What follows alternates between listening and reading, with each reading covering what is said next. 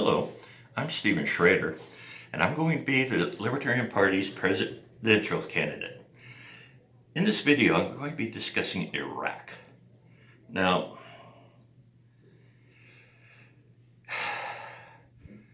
in 2003, when George W. Bush, President Bush, stampeded us into Operation Iraqi Freedom, the invasion and conquest of Iraq, his detractors asked, why? And he said that there were intelligence reports of Saddam Hussein having stockpiles of chemical weapons of mass destruction. Well, I can confirm that yes, there were those stockpile reports. However, President Bush's detractors asked the wrong question. You see, those rumors of chemical weapons had been around since the end of the Gulf War more than a decade before. And they're perfectly reasonable for why they had them. He'd used chemical weapons in his disastrous war with Iran in the 1980s, and there were no reports or indications that he destroyed his stockpiles, and he had a petrochemical industry, and any of their major facilities can be easily converted to producing poison gas. So it was, there were real reports. But the question is, why the rush, the stampede to go to war in 2003? It'd been over a decade. And the reason can be found in the newspapers of the day. In early 2003, a major and growing movement appeared in the UN General Assembly to drop the sanctions put on Iraq at the end of the Gulf War. The reason was, as they pointed out, those sanctions had been intended to get the Iraqi people to depose their dictator, Saddam Hussein. Well, that hadn't worked. Quite the contrary, they had cemented him in power because all he had to do was point at the sanctions and tell the Iraqi people that he was the only thing standing between them and a world that wanted to starve them out. Well, President Bush couldn't allow those sanctions to be dropped. The reason is that the first thing Saddam Hussein was going to do, if the sanctions were dropped, was to dump a whole shipload of cheap oil on the market to get the quick cash he needed to kickstart his economy. And that would have caused a collapse in oil profits. And Bush wasn't going to allow that.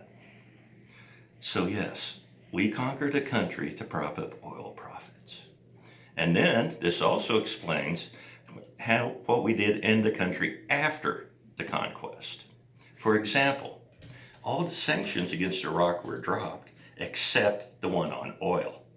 That one, Iraq was allowed to refine and export oil, but the British and us took all the profits of those sales, and rather than spending it to rebuild Iraq, we gave it to Kuwait as reparations for the Gulf War. This went on until 2010, well into the administration of Barack Obama, meaning that he's guilty of this too.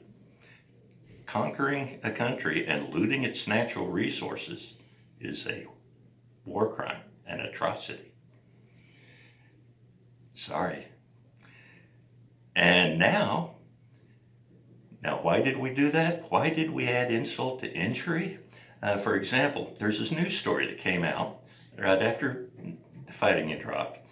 In Baghdad, due to the fact that all of Saddam Hussein's Ba'ath Party officials had been removed from power, control had devolved into neighborhoods where the most important person in that neighborhood, usually the richest businessman, could also be a school principal, religious leader, whatever.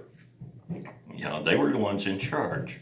And the army sent around public relation teams to ask them, what do you want? What do you need? We're here to help you.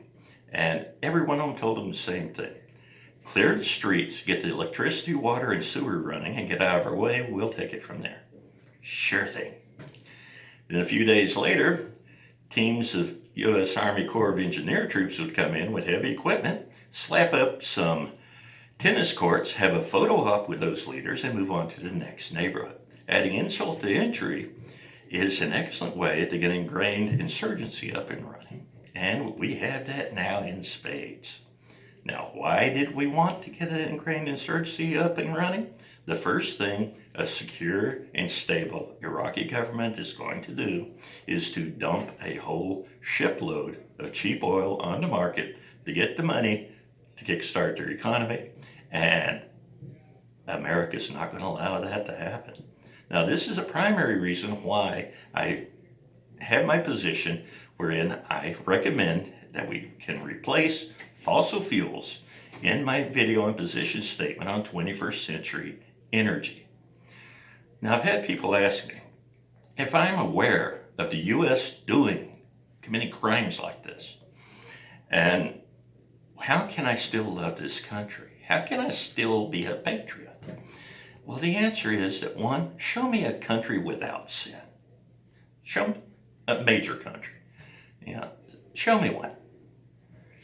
Next, no country in history has ever been more determined and more consistent in its struggle to improve itself, to correct its own errors. And that is why I'm a patriot. Now, if you want to see the other videos in this series, you can either go to my campaign website, Schrader, SCHRADER, for president, the number 2020.com, or you can go to YouTube, type in S. Schrader, the way I just spelled it, then the word campaign, or you can follow me on Twitter at Stephen, spelled with a PH, Schrader, spelled the way I did it before. Goodbye.